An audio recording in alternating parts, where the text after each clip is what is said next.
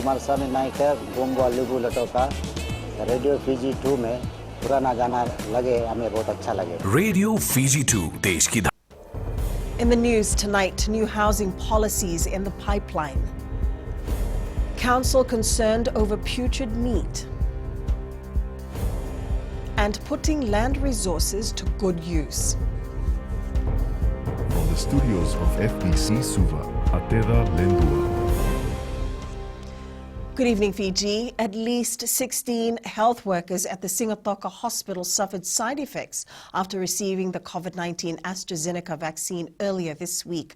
Permanent Secretary for Health, Dr. James Fong, says this is a small number compared to the 232 people from Singatoka who received the injection. Lena Rees reports there is no cause for alarm, according to the authorities, and the ministry is confident in continuing with the vaccination. The Ministry of Health says side effects reported are similar to what people around the world have experienced after inoculation. The Fijian physiology is just the same as that of the many millions of other people that have received the dose. I do not see any effects on the Fijian population or the people that we've vaccinated so far that is different from that we have read about as occurring throughout the rest of the world. The 16 have reported sweating, chills, fatigue and aches where the jab was administered and none needed medical intervention. Dr. Fong says the side effects may last up to 72 hours or in some cases up to a week. The reason you're getting those side effects is because your body is building new proteins, new cells, new soldiers to fight COVID-19. Dr. Mara Vukivukiseru, the first local to be vaccinated, reported good health and no side effects days after receiving the vaccine. We are very happy that finally we've gotten a vaccine for COVID. I mean, knowing that COVID-19 is something new that just came beginning of last year. The Health Ministry will tomorrow collate data on how many people have been vaccinated since the program began on Wednesday, and this will also include information on any reports of side effects. Lena Rees, FBC News. An independent committee will now be in charge of all selection and allocation of lots for the Housing Authority. Chief Executive Robert Sen says this was a key recommendation of the Special Investigation Report by the Office of the Auditor General. Kritika Kumar reports the investigation was conducted following allegations of corruption. The authority has revisited the selection process to strengthen good governance. All the allocation that will be reviewed through our team in marketing team, then it will be passed to these other managers or the independent person in that committee to review it, making sure that all the process or the selection criteria has been adhered to. The authority has so far implemented 15 major recommendations and 5 have been partially executed. Sen says they are improving the internal processes to be transparent and provide Fijians with equal opportunities. Like one of them was the policy on the criteria of allocation. So what are the policies? We have, together with our management team and the board, we have reviewed the criteria.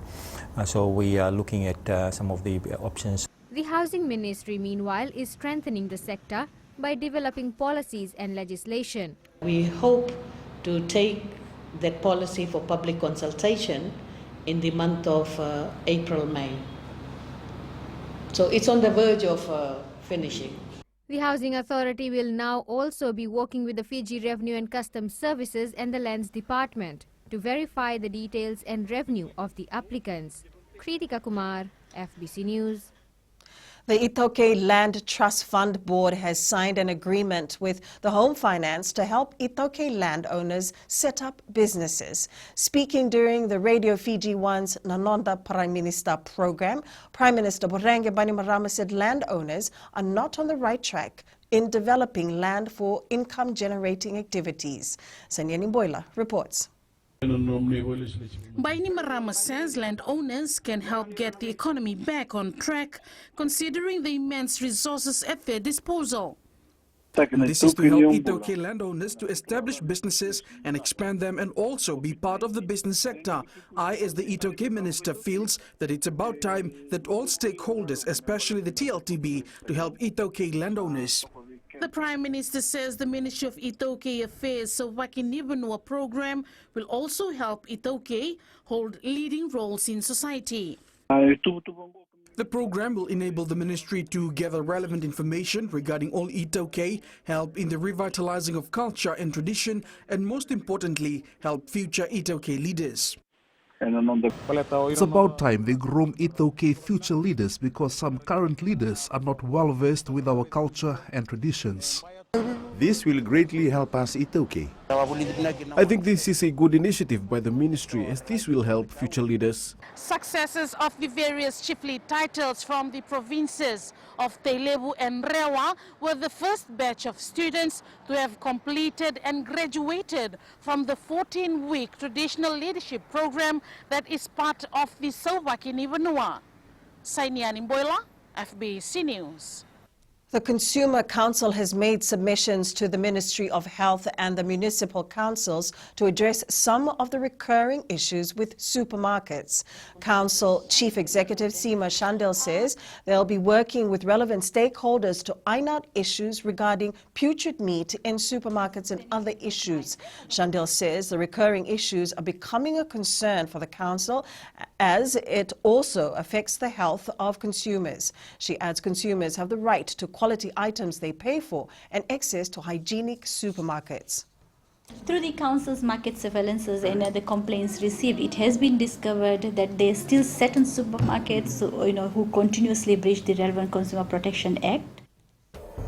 Up ahead, tourism businesses welcome government initiative. And in Successful Fijian, dedicating a life to nursing.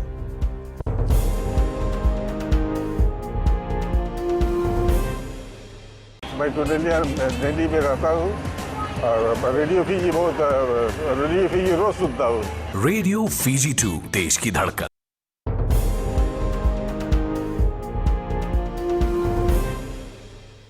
24 American students who recently arrived in Fiji have praised the Fijian government for its efforts in containing COVID-19.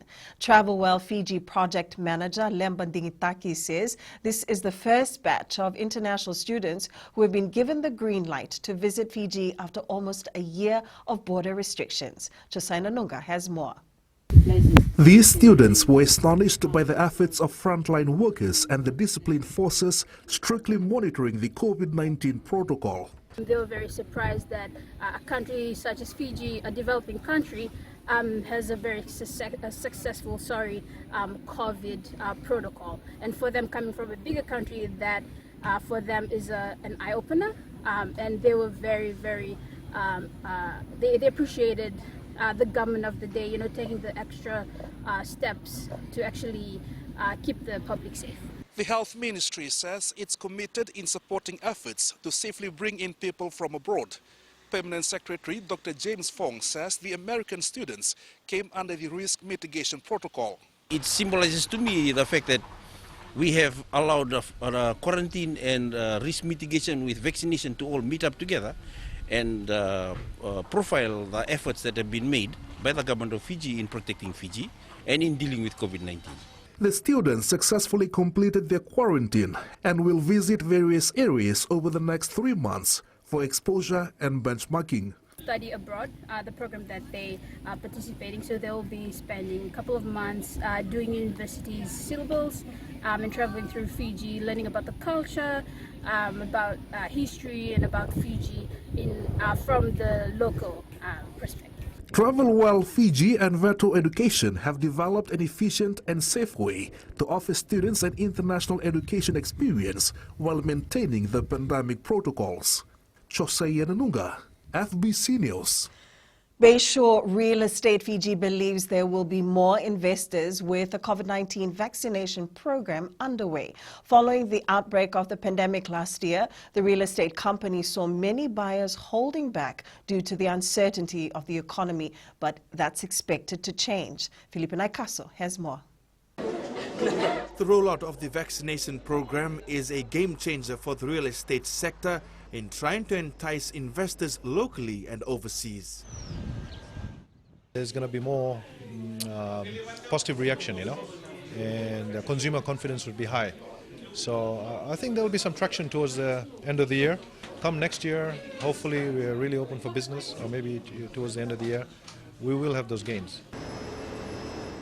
With property prices dropping by as much as 40% due to the pandemic, Bayshore Fiji's focus is promoting home ownership to locals. However, there are inquiries from investors abroad.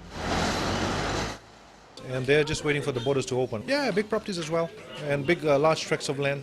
We're talking about at least $1 million plus properties, all over. I mean, we are talking from Lotoka and Nandi, Savu Savu. Types of business would be agriculture sector, maybe also manufacturing and service. You'll have your ups, you'll have your downs. This past few years been more downs than ups because of the whole current situation, and don't get discouraged. Show up and turn up. Bayshore Fiji has more than 20 agents around the country. Philip Naikaso, FBC News. Almost a year since COVID-19 hit, sales for Damoda cinemas are slowly picking up. After diversifying its business to suit the current economic challenges, the biggest cinema chain will employ more locals and continue screening movies. Ridi Damoda, spokesperson for Damoda Cinemas, says they've ensured major releases will be brought in, but 50% occupancy rate does not help. She says online streaming platforms have had severe impacts on their business. Damoda hopes occupancy restrictions will be relaxed as they have more releases coming.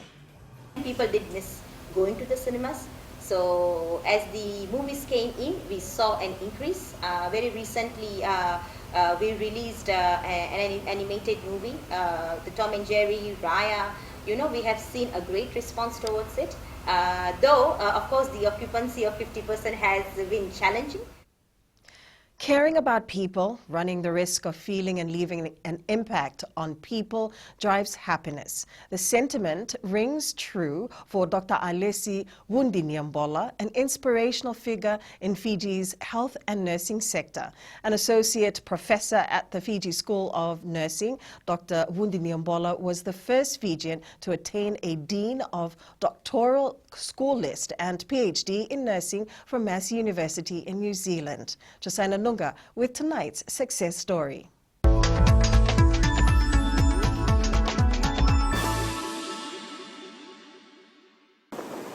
Raised in a humble setting, the 61-year-old Dhubu Nandrunga native never thought she would pursue a career that would take her to greater heights and bring her this far in life. Once I got there, then I realized that nursing was not just about fashion, living in a hostel, having that lifestyle. It was something more deeper than what we see from the outside. Dr. Wundiniambola spent a number of years serving in rural communities. Upon completing her PhD in 2011, this mother of three spearheaded a team to review and upgrade courses offered at FNU School of Nursing, particularly upgrading the diploma course to a degree. At least I owe the nursing profession in Fiji is to be able to train and educate a person here who is able to work in any nursing situation, because that's the philosophy of nursing, that we need to be able to work in any context. The associate professor, who shares maternal links to Nawamangi village in Nandrunga, says being a Fijian and conforming to international universities in the 1980s was a challenge. One of the challenges there was trying to adapt to that life in New Zealand, where people stay because of your color, and because I had a Fijian hair, they would come and want to touch my hair and all those things, and that was something new for me.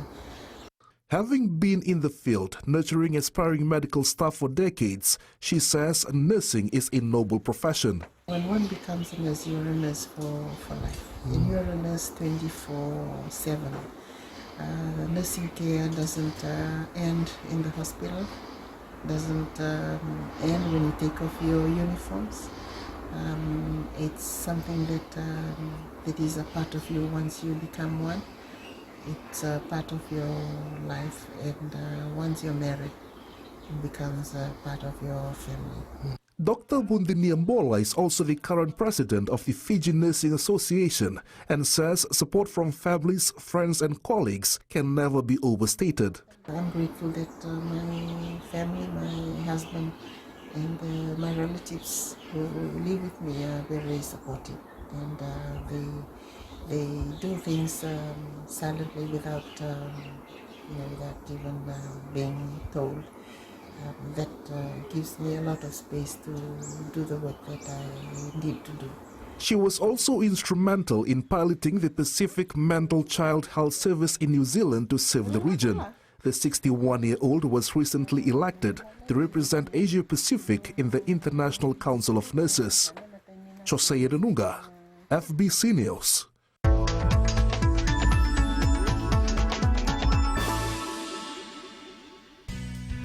Up ahead in sports, upsets made in the Digicel Premier League today.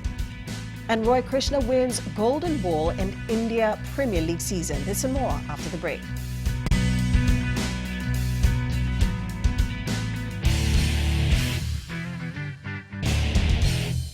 Bola, ang gono ilutoka lutalita ka ng Bola FM berarti number 2 NSR. Bola FM number 2 NSR.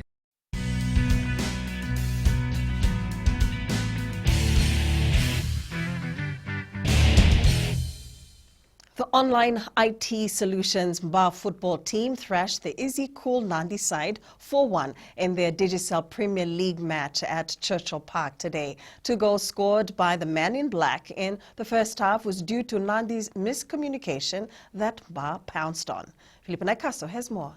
The Bar side proved too strong for the Jet Setters, dominating majority of the game to claim 3 points. We played well, and I think it was good to see that we scored 4 goals. Goals from Shamil Rao, Savanathan Nakalevu and Etonian Dongalau saw the Men in Black lead 3-1 in the first half. Nandi's lone goal was scored by Sakaraya Naisua. In the second half, Ba upped the ante and pressured the Jet Setters, setting up Shamil Rao, who got his second for the day. Nandi tried to get back in the match, but Ba's defense stood tall, shutting down any opportunity. We still made few mistakes which we need to work on. We saw how Nandi scored. I think it was a lack of communication which allowed them. We could have done better. We started off well. First 15 minutes Nandi was there, but then it's just a game. Just early in the season. Happy with the performance, but there's a lot of things that we have to do. Ba will play Noronga during round 3 next week of the DPL, while Nandi meet Lautoka. Felipe Naikaso, FBC Sports. Meanwhile, Suva struck through a Waisake Nawuningasau header from a Mohammed Ramzan corner kick, which silenced the vocal Nandronga crowd at Lawanga Park. The capital city side was leading 1-0 at half-time.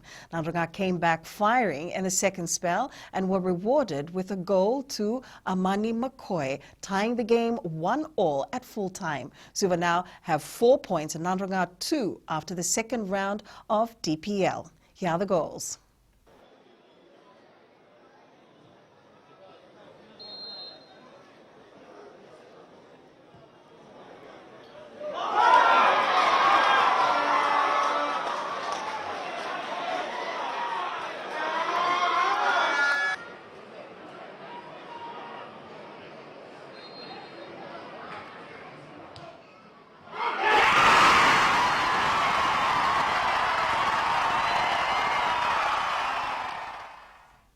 The Ba football team demolished Tailevu Naita Series 7-1 in their Digicel Women's Super League match. The Ba side dominated the match from the first whistle at Churchill Park in Lautoka. 2 goals to Coletta Likuduludula, Vemanasau and Luisa Tamanito Kula saw Ba lead 4-1 at halftime.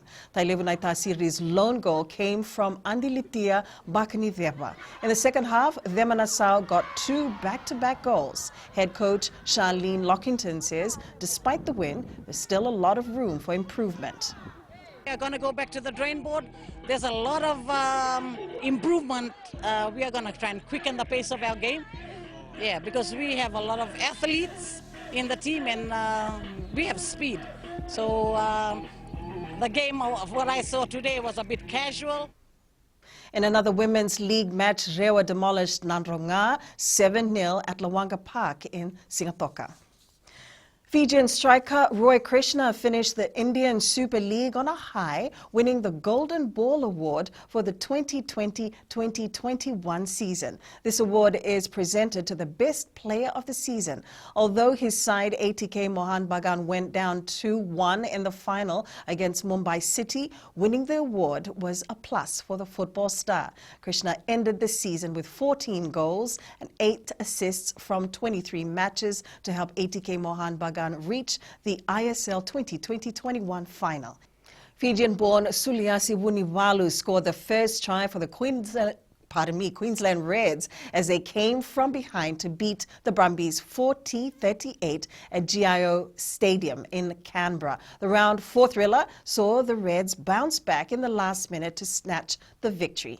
The Penrith Panthers are going to remain a team to beat in 2021 after opening their account with a 24-0 win over the Cowboys on Saturday. Last year's runners-up, dominated possession in the first half and had 38 tackles inside the Cowboys' 20-meter zone and could manage only one try through Kurt Capewell in the 7th minute. They eventually hit their straps with 3 tries in 9 minutes through Dylan Edwards, Brian To'o and Isaiah Yeo to secure a win at home. It was Penrith's 10th consecutive victory at Panthers Stadium in front of COVID-restricted crowd of 14,077. Browning Bombers is a name familiar to local touch rugby scene, but this year the team is branching out to other sports in the country. The team consists of players along the Browning Lane in Rewanga who are youths and school students. Venina Rakautonga reports the Rewanga Interlane tournament held yesterday is giving leeway to new clubs. Development is a bigger priority for the Browning Bombers than winning. We've been a force to reckon in the touch rugby scene. However, we branching it out now to the different sports, especially in basketball. So today you've seen maybe 3 weeks of training. Manager Metuisela Mudunambitu says the club has just enough teams to hold a competition. Like we said, we started off the last tournament just a few weeks ago. We started with 1 men's team, 1 women's team and 1 under 15 boys. But it developed so fast now that we got 2 men's team, we got 2 women's team, we got under 15 men, under 15 boys and under 15 girls team. Other teams in the tournament are also working towards the same goal. One thing is that we really want to develop this team. It's a developing team at the moment. We're looking forward to come back with fitness. The Browning Bombers are one of the favourites at the Rewanga Interlane weekly competition. Venina Rakautonga, FBC Sports.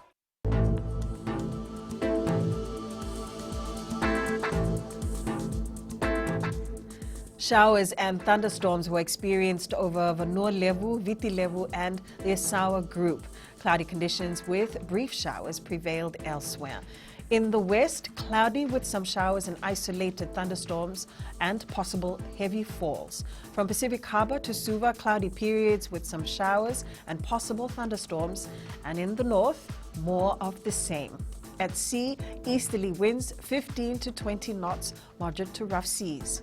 Turning to the tides, the next high tide is in a few minutes, with low tide at 1:48 a.m. tomorrow. Sunrise is at 6:08. For tomorrow, showers and thunderstorms over most places. Outlook for Tuesday, some showers and isolated afternoon or evening thunderstorms over Vanua Levu, Taviuni and nearby smaller islands, Yasawa Group, eastern parts and interior of Viti Levu.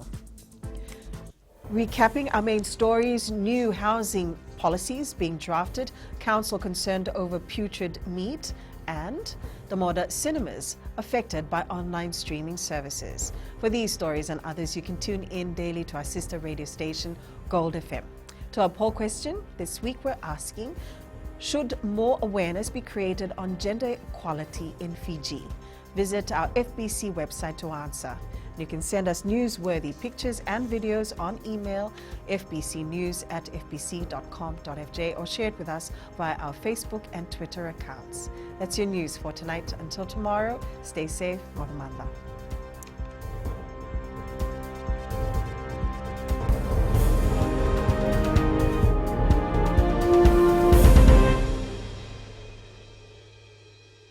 Hi, I'm Ini from Raki Raki. I love Gold FM, only the classic hits. Gold FM, only the classic hits.